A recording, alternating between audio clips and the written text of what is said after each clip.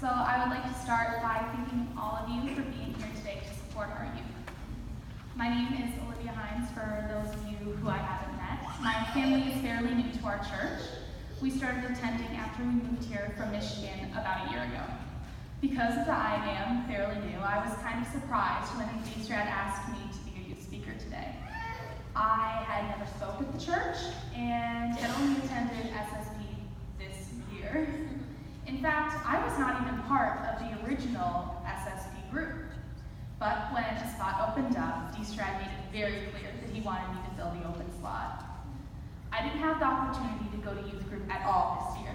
School practices always fell on Tuesday nights. Needless to say, the idea of going on a trip with kids who had been together since they were little, not knowing any of them, was quite scary.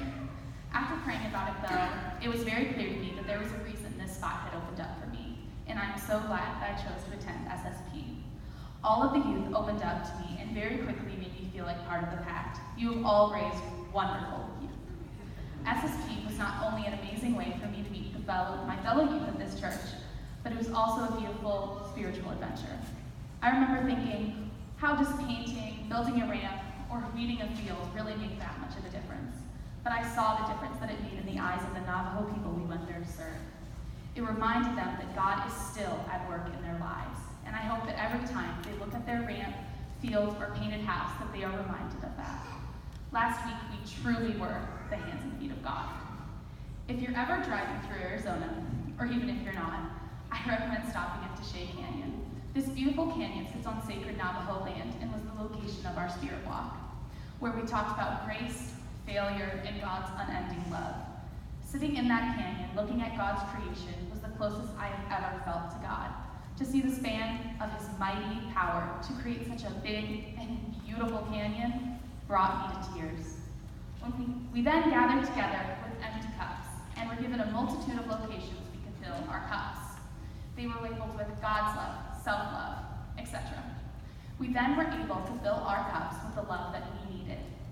Once our cups were full, we proceeded in sharing our love with the youth and counselors we had met that week. We poured our love from our cups into theirs.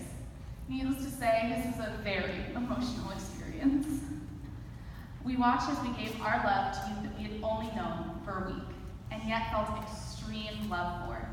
And I watched as our youth comforted each other and brought them even closer together. God worked in all of our lives that week, like opening a spot for me on that trip and calling us all to serve.